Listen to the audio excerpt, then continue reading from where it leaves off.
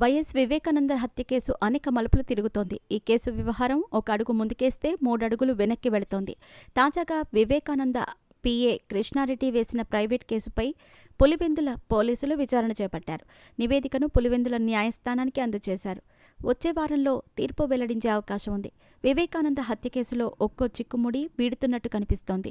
3 ఏళ్ల కిందట అంటే 2022లో పులివెందుల కోర్టులో ప్రైవేటు ఫిర్యాదు దాఖలు చేశారు YS Vivekananda Reddy PA Krishna Reddy.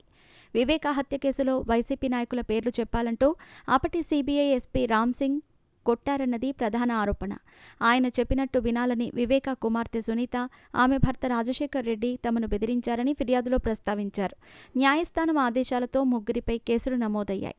Case నమోదుపై గతేడాది హైకోర్టుకు వెళ్లారు సునీత, ఆమె భర్త రాజశేఖర్ రెడ్డి.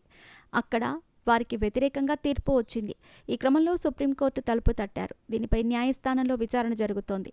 ఏపీలో కూటమి ప్రభుత్వం అధికారంలోకి పలుమార్లు హోంమంత్రి అనిత, సీఎం చంద్రబాబును వైఎస్ వివేకానంద కూతురు సునీత దంపతులు కలిశారు. ఈ క్రమంలో తమపై వేసిన కేసు గురించి చర్చించారంటూ వార్తలు వచ్చాయి. ఈ క్రమంలో విచారణ చేపట్టాలని ప్రభుత్వం ఆదేశించింది.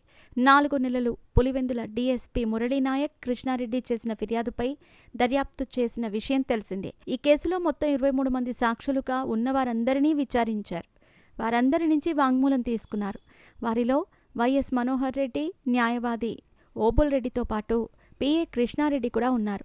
సాక్షుల నుంచి సేకరించిన సమాచారం ఆధారంగా నివేదికను సిద్ధం చేశారు పులివెందుల పోలీసులు.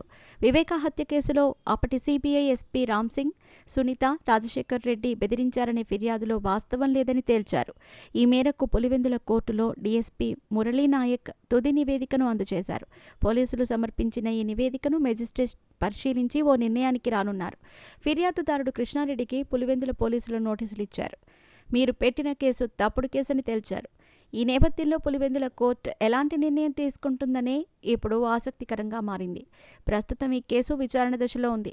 3 పిటిషన్లపై ఈ నెల 22న సుప్రీంకోర్టులో విచారణ జరపనుంది. దీనిపై సుప్రీంకోర్టు ఏ విధంగా స్పందిస్తుందనేది ఇప్పుడు ఆసక్తికరంగా మారింది.